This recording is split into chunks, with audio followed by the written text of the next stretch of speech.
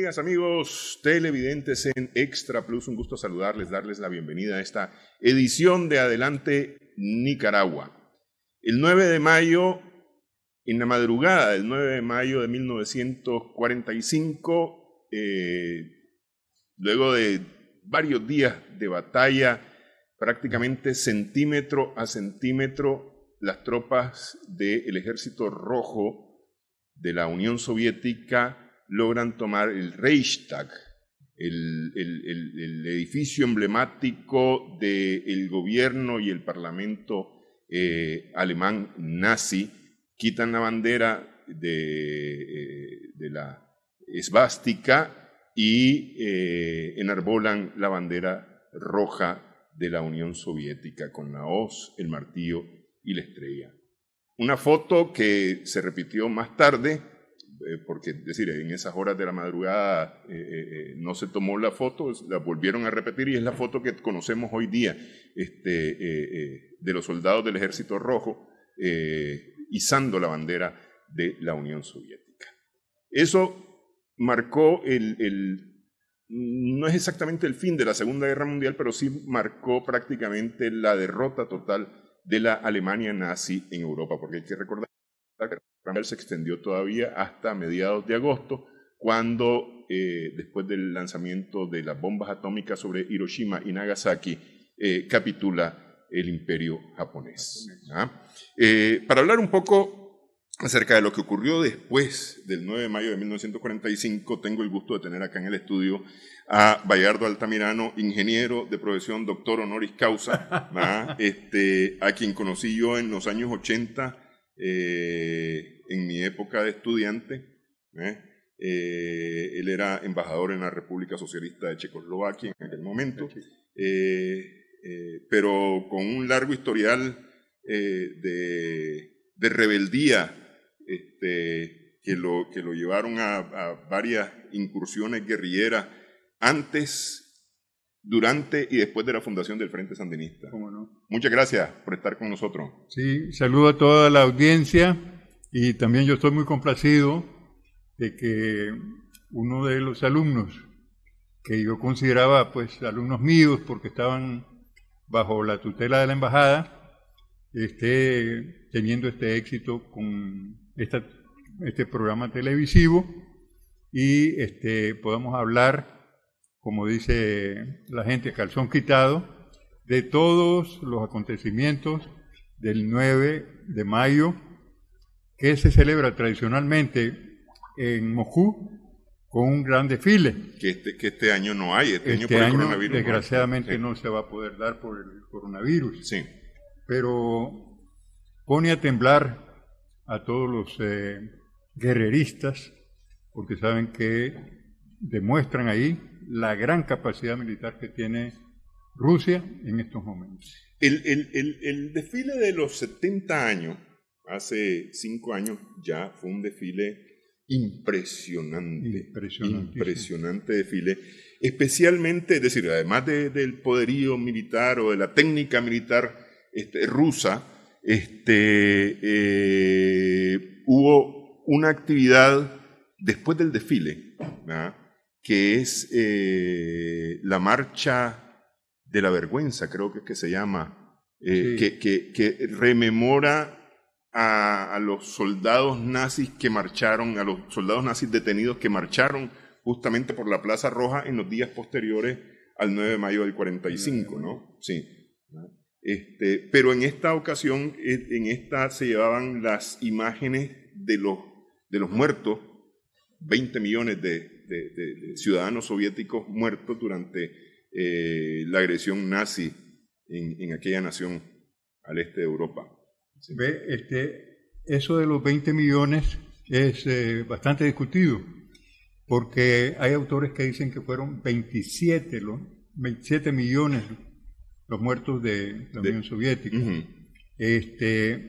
Parece que en esa contabilidad no se metieron algunos de las repúblicas más retiradas. Ok, ajá. Pero de todas las TAN. De todas las TAN, ahí están, no están. Sí, de todas las de apellido TAN, Uzbekistán, que tuvieron una gran participación. Sí, sí. Cuando estaba amenazado Moscú, manda a traer de lo profundo de esas naciones nuevos contingentes militares y fortalecen la defensa de Moscú. Y se distingue en esa operación Zhukov. El general Zhukov. El general Zhukov. Sí. Porque no solo fue un gran combatiente, sino la logística, el hecho de poder transportar la inmensa masa de soldados asiáticos, ¿verdad? No rusos, pero que estaban integrados en la URSS y vinieron a defender Moscú. Sí. La carretera de Walaquistán. Volokolamsk. Sí, la carretera de Volokolamsk, que hay un libro sobre las batallas de la carretera Volokolamsk.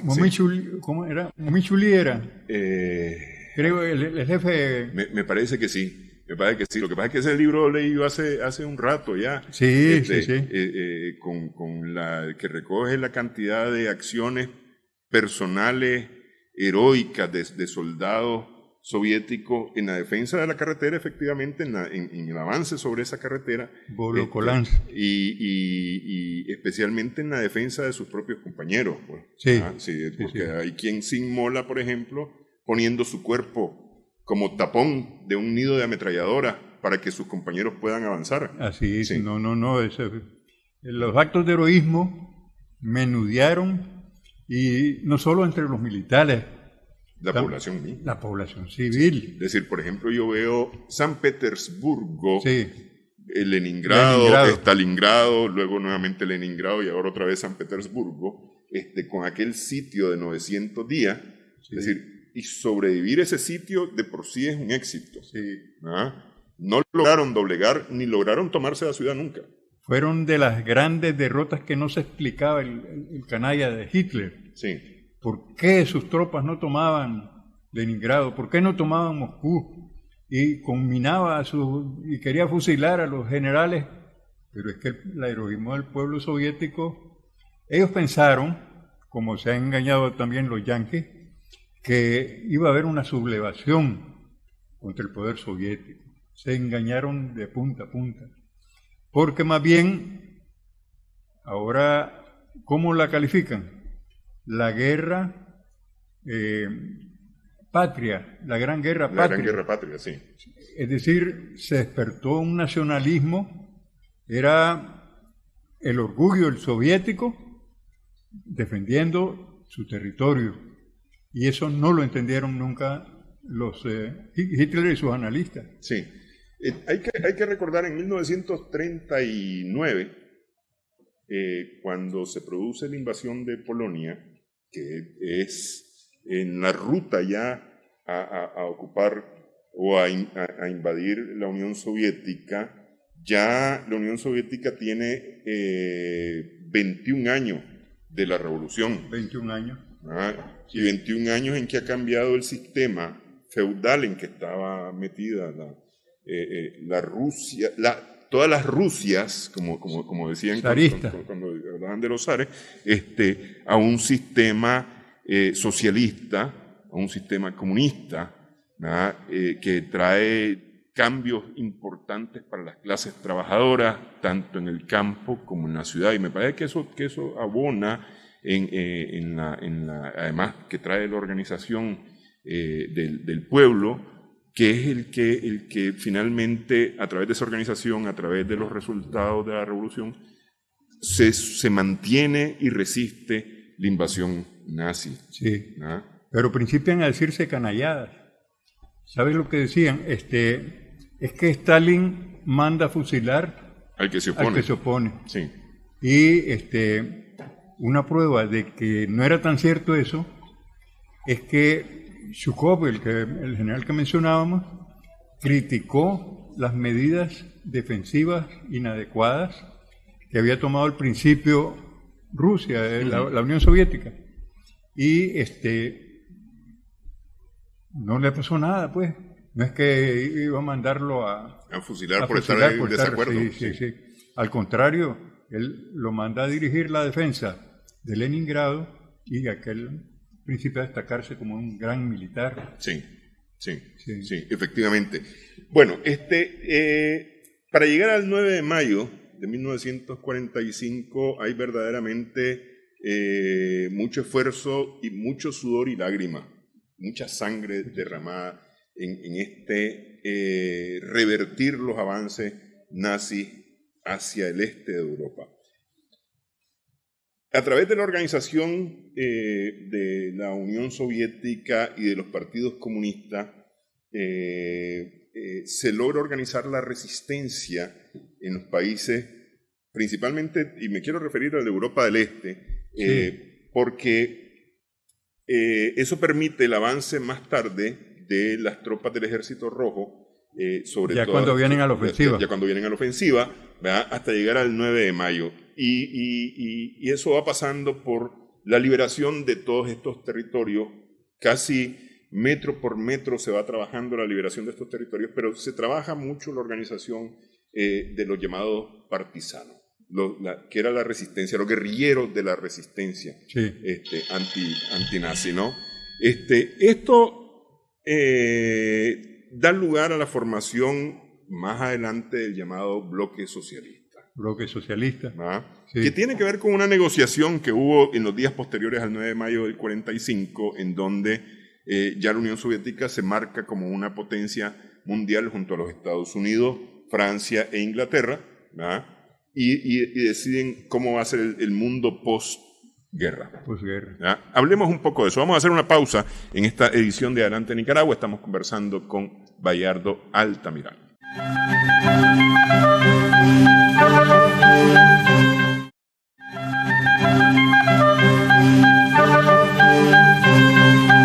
Seguimos en Adelante Nicaragua en Extra Plus. Estamos conversando con Bayardo Altamirano a propósito del 9 de mayo, fecha en que se celebra este año los 75 años del triunfo sobre la Alemania nazi durante la Segunda Guerra Mundial.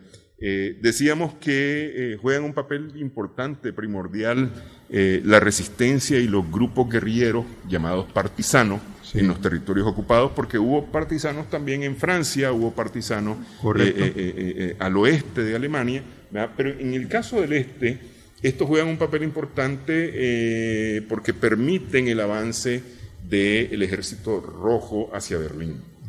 ¿Cómo no? Y esto sienta las bases, independientemente de una posterior negociación, de lo que iba a ser más tarde la construcción del mundo socialista. Las distintas repúblicas socialistas. Sí. Estos grupos partisanos, por lo que yo entiendo, son organizados y dirigidos justamente por líderes socialistas o comunistas, en aquel momento, que son quienes primero, son de las primeras víctimas de la Alemania fascista, porque la Alemania fascista tenía entre sus fines deshacerse del comunismo. Para principiar, ellos hicieron el incendio ficticio del Reichstag. Sí. Y acusaron a los comunistas que estaban en el Comintern, en el grupo de países. Sí. Entre ellos un búlgaro muy destacado, Dimitrov, ¿verdad? Que ahora hay un barrio de Managua. En Managua, sí. Sí. Y el propósito de Hitler siempre fue anticomunista. Y si se tardó en atacar a la Unión Soviética, fue por la habilidad diplomática de Molotov, ¿verdad? Hay que decir, él fue el que, por instrucciones de Stalin, firma el pacto. Ribbentrop, creo que es el alemán, y Molotov. Y entonces eso retarda, le da algún tiempo. Rusia estaba muy dedicada a las tareas pacíficas y tienen que convertir las fábricas de tractores en fábricas de tanques, porque se les viene encima una guerra de tanques y ellos están muy limitados en el ejército de tanques. Y entonces tenían que firmar ese pacto, que ahora los plumíferos dicen, no, es que Rusia permitió que atropellaran a los países europeos. es que Rusia no podía en ese momento decir vamos a la guerra porque no estaba en capacidad de hacerlo. Pero volviendo a los guerrilleros, yo te destacaría el papel del mariscal Tito en Yugoslavia. Josip Broz Tito. Hace la proeza de unir 8 nacionalidades distintas, incluso con creencias religiosas diferentes, y forma después la Yugoslavia poderosa que llegó a constituirse posterior al triunfo. Pero durante la lucha contra Alemania mantiene una perenne actividad guerrillera que no deja en paz a los alemanes, que los tiene acosados, que querían transportar tropas, les saboteaban los ferrocarriles, ¿verdad? Entonces el Ejército Rojo tuvo una gran ayuda de parte de los guerrilleros.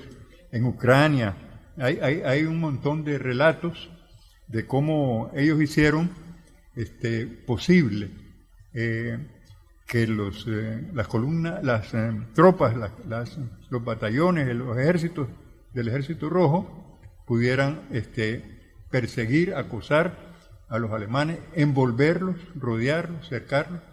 En el mismo Stalingrado, ¿verdad? Habría que dedicarle un tiempo a la batalla de Stalingrado. No sé cómo veas vos eso. Ya hemos tocado, en algún momento hemos tocado la batalla de Stalingrado aquí en el programa con otras personas, porque lo cierto es que Stalingrado solo Stalingrado tiene su importancia estratégica en la Segunda Guerra Mundial, tanto para uno como para otro, ¿verdad? Sí. Porque efectivamente, esa intención del ejército alemán de quererse tomar Stalingrado no es solamente tomar la ciudad emblemática de la Revolución de Octubre, sí.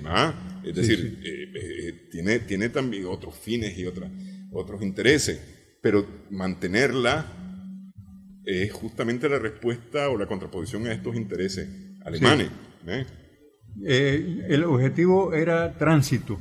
Ellos querían que, capturando Stalingrado, poder seguir hasta el Cáucaso, a los pozos petrolíferos, y alimentar de petróleo a la Alemania nazi. Sí. Entonces el objetivo era más bien, tenía sus intenciones económicas, pero ya Hitler había fracasado cuando ordena que se tomen Leningrado.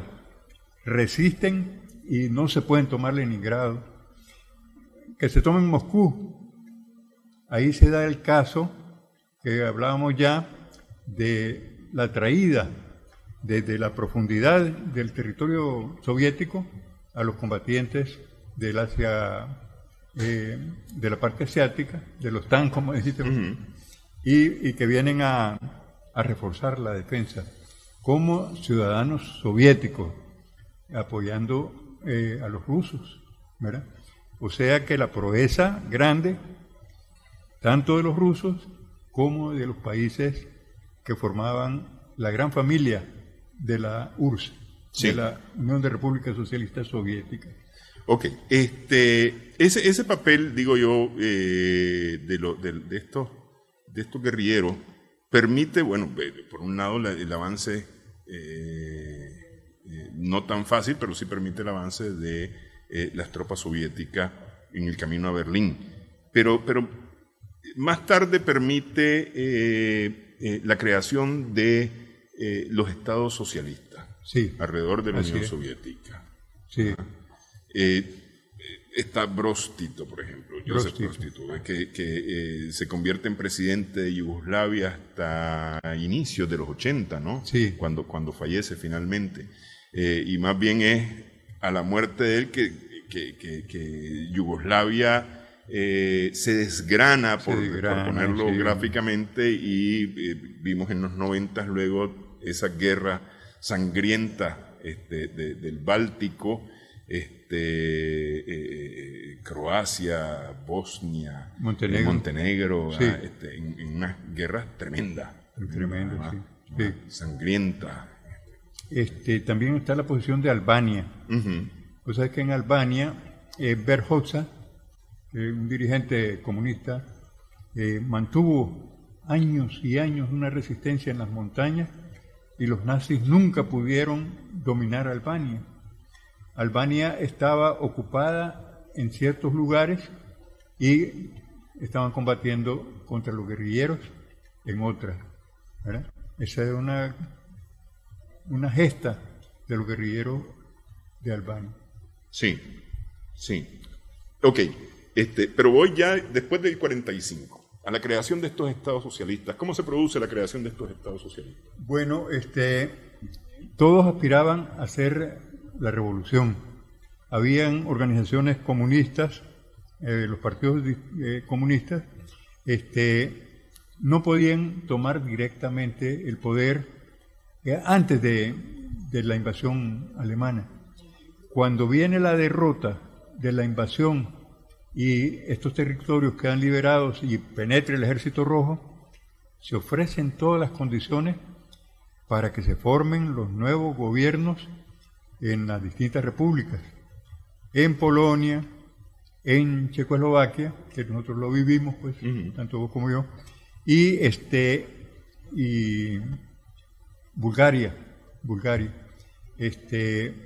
Para mencionarte eso, se liberan los países del Báltico, pero los países del Báltico se anexan a la URSS, a la Unión de Repúblicas Socialistas Soviéticas, mientras los otros países permanecen con su propia organización, su propio Estado, ¿verdad? Esa fue en breves palabras, lo que ocurrió, y es una consecuencia que después tendríamos que comentar de la derrota de los nazis, la creación de todo el campo socialista. Uh-huh. Pero hay otra cosa importante, que es la guerra que se libró de los chinos contra los japoneses. Sí. China, dirigida por Mao Zedong, apoyada por Stalin, y Japón se suma al eje, ¿verdad?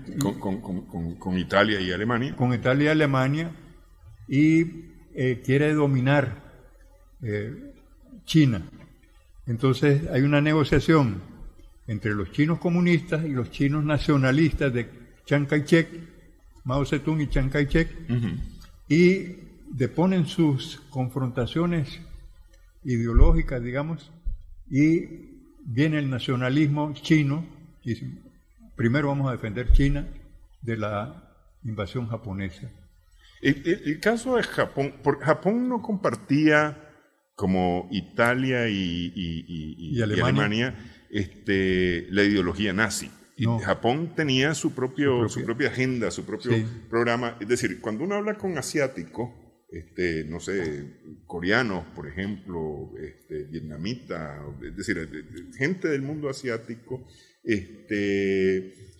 hay molestia con Japón, ¿verdad? por los intentos expansionistas de Japón, pero también hay molestias con China por los intentos expansionistas de China. ¿verdad? Sí. Pero es decir, Japón ha tenido su propia agenda que estuvo largo, no estuvo cercana a la ideología nazi. Sí. Sí. Ellos pichaban su propio juego, como decimos popularmente. Ellos querían que Alemania agarrara allá en Europa, que Italia incluso la asignaban para África, uh-huh, sí. Y ellos dominar Asia, ¿verdad? Ellos se apoderaron de Corea, por ejemplo, todo Corea fue dominio del Imperio del Sol Naciente, y también Vietnam, ¿verdad? Cuando todavía no aparecía Ho Chi Minh, ¿verdad? Dominada porque había cierta similitud de culturas, incluso de escrituras, uh-huh, distintas, pero similares, ¿verdad? Y entonces los japoneses llegan, se apoderan y penetran hasta Manchuria. Sí. Ellos capturaron Manchuria, que Manchuria tenía una tradición guerrera desde Gengis Khan, pero que no tenía el desarrollo tecnológico para una guerra moderna, ¿verdad? Entonces, también los soviéticos van y apoyan a Manchuria para liberarse de los japoneses y continúan avanzando después para tratar de liberar a China. Uh-huh. Y entonces principian las negociaciones. Acuérdate, Japón se rindió después de las 2 bombas de Hiroshima y Nagasaki en agosto de 1945. Hablamos que en mayo termina en la toma de Berlín y posteriormente la capitulación de Alemania. De Alemania. Sí. Pero Japón queda todavía hasta agosto, en que los 2 bombazos que le mete Truman, ¿verdad?, usando ya la bomba atómica, que hace esa barbaridad grande contra 2 ciudades japonesas, sí, pero que obliga al Japón a rendirse incondicionalmente en agosto de 1945, y entonces decimos que termina la Segunda Guerra en Asia. Sí, ¿verdad? Sí, sí. Ahora, hay alguna diferencia, y quería yo centrarme en la parte de los estados socialistas, justamente en estos estados socialistas del este del planeta, es decir, ya en Asia, sí. China tiene su propia concepción de su estado comunista. Mongolia tiene también un estado comunista, pero no es el mismo, la misma forma que se aplica para Europa, por ejemplo. Sí. Ahí hay algunas diferencias. Si quiere hacemos pausa, hablamos un poco acerca de esas diferencias en breve, en adelante, Nicaragua.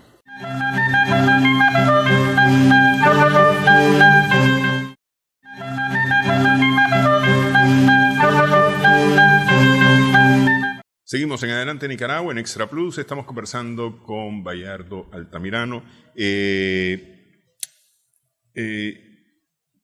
Íbamos a hablar de las particularidades de los estados, tanto de los asiáticos como de los europeos en su vida socialista, pero durante la pausa nos salió el tema también de África, es decir, las implicaciones que tiene la Segunda Guerra Mundial para África. África, especialmente el norte de África, Argelia, Libia, Egipto, son ocupados por tropas. Y ahí se habla, por ejemplo, del zorro del desierto. Nos han hecho esa gran propaganda de Rommel. De Rommel, sí. Fue buen militar, opuesto a Hitler, ¿verdad? Pero comparado con los militares soviéticos, no lo han reconocido tanto, ¿verdad?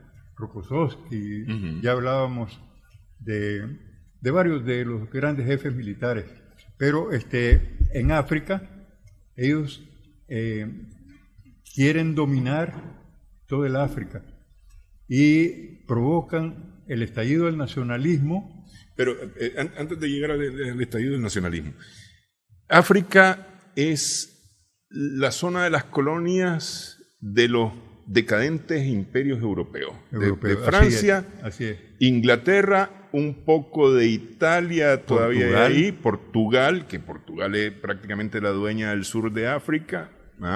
Alemania. Pero Alemania lo que viene es a quitarle los territorios a estos imperios. Sí, hay una pugna digamos, naciones colonialistas, ¿verdad?, que quieren hacer un nuevo reparto colonial.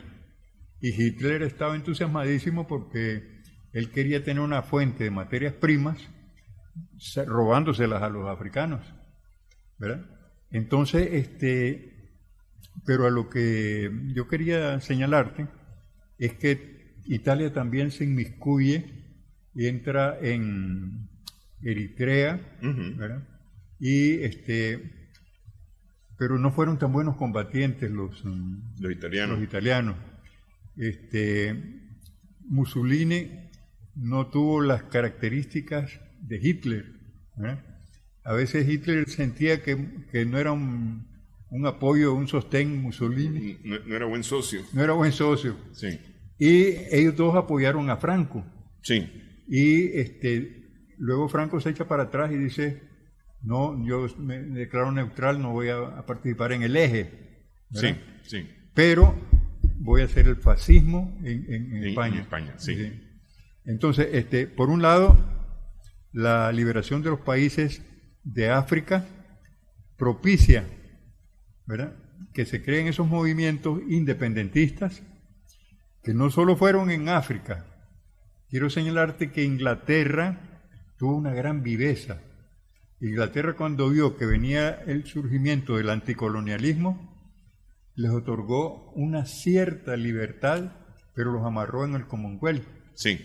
Entonces dice, la India, que era la corona del imperio colonial inglés, entonces le vamos a dar la independencia ¿verdad? Pero lo vamos a meter a una organización de países pro ingleses, ¿verdad? Y forma el Commonwealth. Que es más o menos el papá, la mamá de lo que hoy es Reino Unido. Reino Unido. Pero ellos distinguen como Reino Unido nada más los de la isla europea, y en el Commonwealth meten una serie de países africanos, asiáticos, incluso latinoamericanos, ¿verdad? Sí. Como parte de esa organización. Nueva Zelanda y en Oceanía y Canadá son parte de ese Commonwealth. Australia. Sí. Sí. Son parte de ese Commonwealth. Pero ellos no tienen una gran participación militar contra los nazis. Ellos son más bien víctimas del bombardeo de los nazis a Londres. Hitler se engolosinó, ¿verdad? Ellos tenían la doctrina Blitzkrieg, ¿verdad? Guerra relámpago, y basado en las divisiones Panzer, las divisiones de tanques, sí. ¿verdad? Y los franceses estaban atenidos a que tenían una línea defensiva para guerra de trincheras, que ya no era... Sí, que funcionó muy bien para la Primera Guerra Mundial. Pero que ya en la Segunda no era. Entonces, von Manstein, el jefe de Estado Mayor de Hitler, dice, vamos a pasar por Ardenas, pegado a los Países Bajos, vamos a entrar a Holanda, a Bélgica, y por detrás vamos a ocupar Francia, detrás de la línea Maginot. Entonces, queda la línea, pero ya no tiene que defender nada, porque le han dado la vuelta. Están envueltos. Las divisiones Panzer, sí. Y penetran en Francia como cuchillo en mantequilla. Sí, casi de paseo. Casi de paseo. Entonces, sí.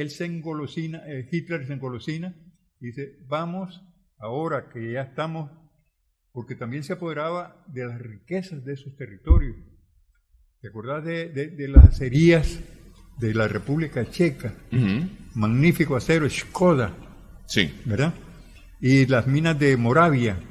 Correcto, sí. Entonces, cuando él domina la República Checoslovaquia, entonces se apodera de ese acero, pero también requiere petróleo, que es por lo que trata de avanzar sobre Stalingrado e ir al Cáucaso, a los pozos petroleros.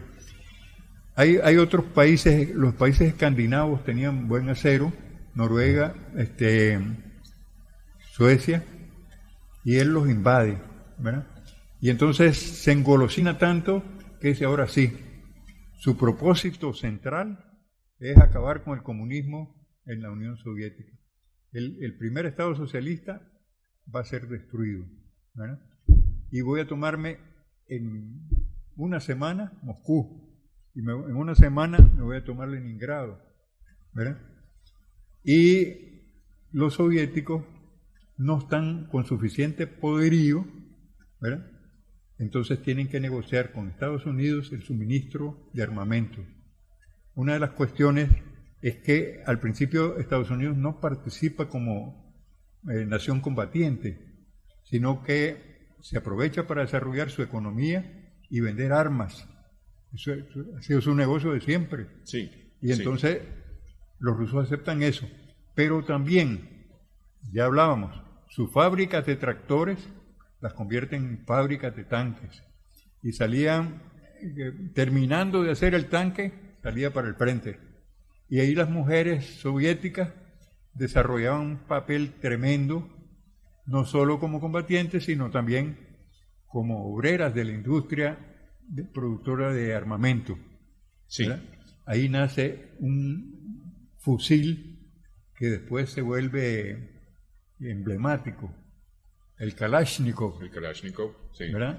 Sí. Que tuvimos el gusto de tener aquí bastante AK. Sí, el Kalashnikov, pero bueno, hay otras igualmente armamento, y es interesante pensar que es armamento que actualmente se utiliza todavía, pero es armamento de la Segunda Guerra Mundial. Ya ha sido superado. Sí. Ya ha sido superado. Pero igual, es decir, sigue siendo utilizado este tipo, por lo menos el modelo, con algunas mejoras, pero sigue siendo utilizado. Sobre ese papel del Occidente. Occidente está interesado en desaparecer igualmente a la Unión Soviética. Ese no es un interés solo de Hitler. Más bien, Occidente mira en Hitler a alguien suficientemente loco, entre comillas, para lanzarse contra la Unión Soviética, y tanto Inglaterra como Estados Unidos, como Francia mismo, le propician esto, se lo permiten, pero no solamente eso, sino que además lo financian y le dan equipamiento para poderlo hacer. Así es, sí, totalmente. Pero que siempre se dice, pobrecitos estos países víctimas de Hitler, no, pero si ellos fueron los que lo hicieron, al final de cuentas lo alimentaron en ese. Así es, totalmente de acuerdo. Y mira el papel de Estados Unidos. Primero, le vende armas a Rusia. Segundo, le vende armas a los del Frente Occidental, ¿verdad? Entonces están en el doble negocio. Sí. Ellos siempre sacaron tajada y participan en la guerra hasta que el Japón no se sabe a ciencia cierta si ellos mismos provocaron el Pearl Harbor.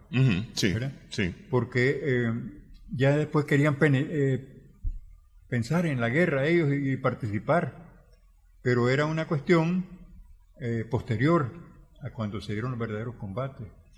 Llega un momento en que ellos se dan cuenta que pensaban primero que Alemania y la Unión Soviética se iban a desangrar, ¿verdad? Y que entonces ellos iban a entrar triunfantes. Pero ven que la Unión Soviética, a pesar de toda la agresión que tiene encima, logra sobreponerse, trae sus reservas de los países orientales y de asiáticos, y principia a avanzar, y viene el avance ya sobre los países dominados por ellos en Europa, ¿verdad? Y entonces ven que ya Hitler no tiene perspectivas, y entonces bueno, vamos a quedar fuera de la película, ¿verdad? Vamos a crear el segundo frente, que se habían comprometido con Stalin a que iban a crear un frente occidental, sí, pero que nunca lo habían creado, dando tiempo que se desangraran Alemania y Rusia y la Unión Soviética, ¿verdad? Sí. Pero entonces sí dicen, ahora sí vamos a hacer Dunkerque, el día D. Dunkerque es la salida de las tropas británicas acosadas ya en Francia por la entrada, ¿verdad? Más bien es Normandía, cierto. Con el día D en junio del 44. Sí. Y es importante tomar nota de las fechas, porque junio del 44 estamos hablando 11 meses antes de mayo del 45, ¿verdad? 11 meses. 11 meses antes. Es decir, para quienes dicen Estados Unidos jugó un papel fundamental en la Segunda Guerra Mundial para derrotar a Hitler. Espérate, fueron 11 meses. Y 11 meses que de una u otra forma son facilitados por el avance por el este de las tropas del Ejército Rojo. Correcto. ¿Verdad? Es decir, porque ya cuando se produce en Normandía, en junio del 44, y el Ejército Rojo ya viene en ofensiva. Ya se acabó la ocupación, es decir, se acabó el estado de defensa de la Unión Soviética y empieza la ofensiva, ¿verdad? Incluso ya hay Ejército Rojo en territorio fuera de la Unión Soviética para junio del 44. Sí. Sí. Y ellos están pensando, entonces los rusos van a llegar primero a Berlín, nos van a ganar el mandado, y entonces nosotros tenemos que buscar cómo avanzar y tener, y hacen una barbaridad. Bueno, ocupan Italia, Que les costó, es decir, Italia fue una batalla dura. Dura. Sí. Y que ahí había fuerzas guerrilleras de los comunistas muy importantes. Sí. Y que pelearon. Y ellos no logran su propósito de llegar a través de Italia a Berlín, ¿verdad? Entonces viene avanzando el Ejército Rojo y entonces dicen, bueno, si no podemos así, vamos a reunirla en Yalta, donde se reunían Roosevelt, Churchill y Stalin, y a repartirnos el pastel antes que los rusos lo agarren todo, ¿verdad? Esa es la gran maniobra que ellos hacen, y por eso ahora a Churchill lo tienen como el genio, ¿verdad? Pero en realidad todos eran cálculos para no joderse ellos y provocar que el socialismo no llegara, porque no tanto le temían al Ejército Rojo como a las ideas del socialismo, del marxismo, que iban a progresar y progresaron en todos esos países, ¿verdad? Si te menciono un poco, el pueblo italiano en una gran mayoría apoyó a los comunistas, ¿verdad? Y solo por la presencia de, digamos, muy reducida de los Estados Unidos, no formaron su propio país también socialista. Eso le iba a preguntar yo, que por qué Italia no... Es decir, supongo yo que es porque por la presencia de Estados Unidos que ocupa Italia, ocupa la bota en el Mediterráneo, como su playa, su cabeza de playa para poder entrar a Europa, pues los Estados Unidos, ¿no? Sí. Yo supongo que eso tendrá que ver mucho, pues, con la decisión de no dejar a Italia entre los países del bloque socialista. Sí.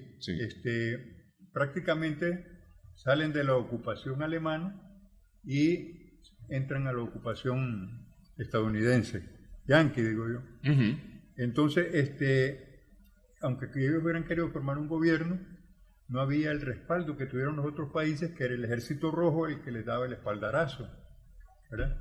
Había mayoría, pero aquí no era una cuestión de votaciones, era una cuestión de la perspectiva de que estaba ocupado el país por los yanquis, ¿verdad? Sí. Y con eso se vuelven y se dicen los grandes combatientes. Donde libraron más batallas los Estados Unidos fue en las Filipinas. Sí, es decir, la llamada Guerra del Pacífico. La Guerra del Pacífico. Sí. Sí, pero no tanto en Europa. Uh-huh. Efectivamente, porque Europa básicamente es Francia, principalmente Francia, porque decir, al avance del ejército soviético por el este, Alemania tiene que destinar enormes recursos para poderse detener sobre esa máquina enorme, esa máquina roja enorme la oleada que se le abalanza, sí, ¿no? Lo que justamente permite el avance de las otras tropas de los llamados países aliados desde el oeste, ¿no? Hacia... Es una cosa que...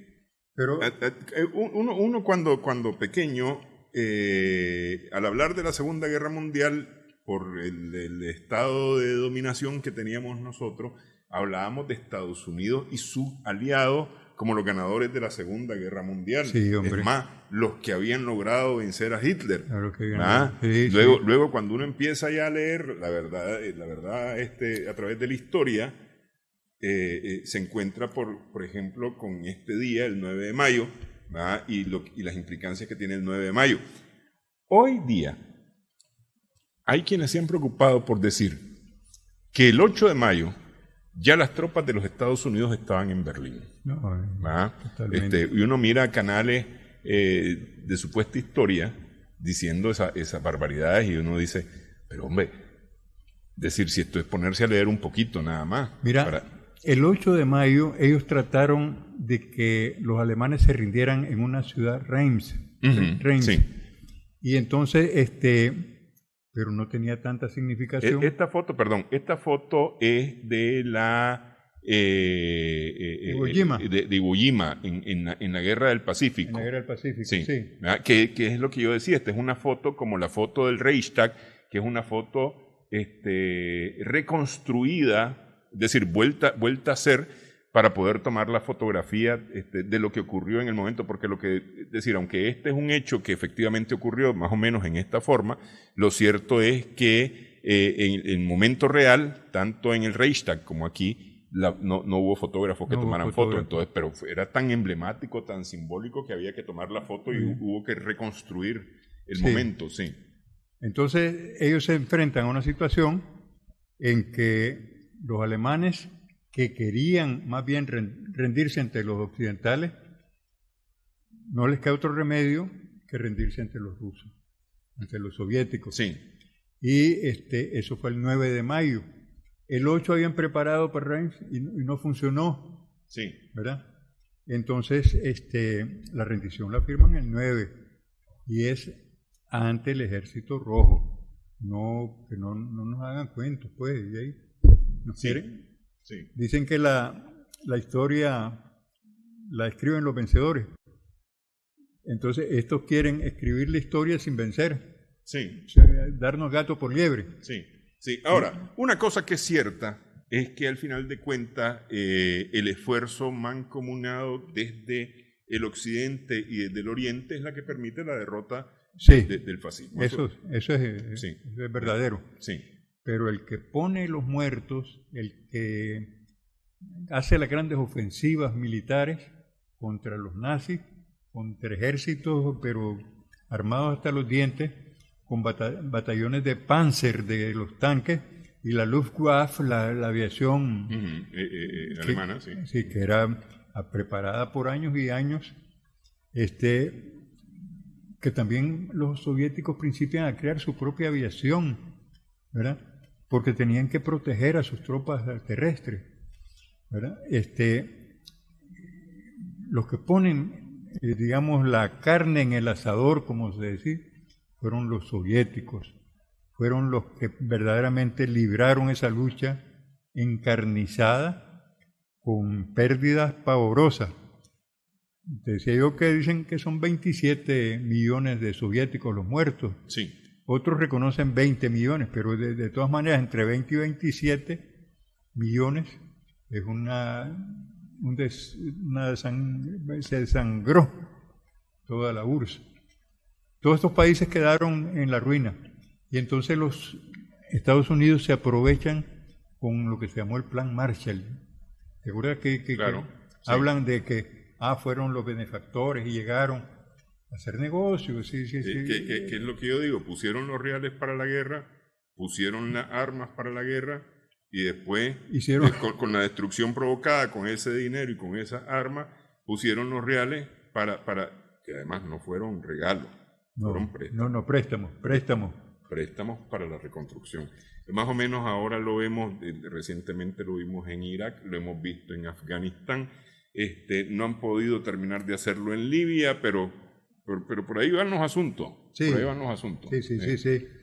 Siempre la intención de ellos no es a beneficio de la República tal, es negocio. ¿Qué nos hicieron a nosotros? Los pactos Dawson, ¿te acuerdas? Sí. Vinieron y se apoderaron de la aduana, de los pocos dineros que recibía el Estado nicaragüense, los tenían que pagar a los empresarios yanquis. Sí. Exactamente hacen así en todos los países. Eso es la idea central. Así es.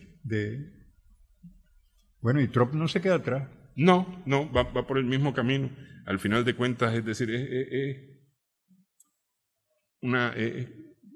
cultural será. Cultural. La cultura del dinero. La cultura. Sí que acaso eso tiene alguna cultura. Hacemos una pausa en esta edición de Adelante Nicaragua.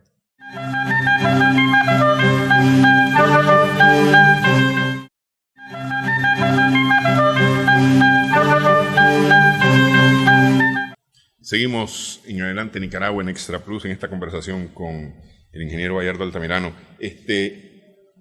Se acaba la guerra, Europa queda, es decir, los territorios donde ocurrió la guerra quedan devastados. Estados Unidos, ya dijimos, aprovecha para seguir haciendo negocio, ¿verdad? Pero ocurren otras cosas. Decíamos, por ejemplo, el fin del fascismo, o lo que creíamos era el fin del fascismo. Sí. Que ahora resurge, como ya lo comentábamos, en varios países europeos, en Italia, en España, en Francia y en la propia Alemania. En Austria, donde ya tomaron el poder. Austria. Sí, que fue uno de los primeros países que se apoderó Hitler. Sí. Y que lo incluyó en el Tercer Reich. Sí, como un protectorado. Un protectorado. Sí. Lo mismo hizo el protectorado de Moravia y de Eslovaquia. Allá.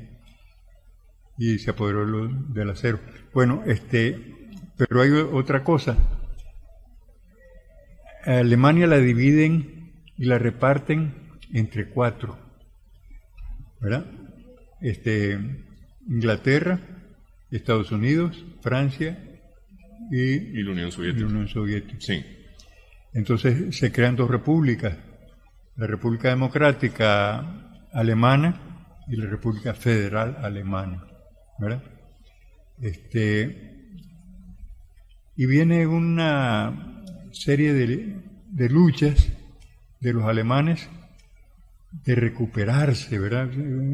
Para mí es asombroso también el pueblo alemán tan trabajador, pero te decía yo que los científicos principales de Alemania se lo llevaron para Estados Unidos para crear armamento nuclear, para, Albert Einstein, su teoría de la relatividad, es magnífico, ¿verdad? Asombroso.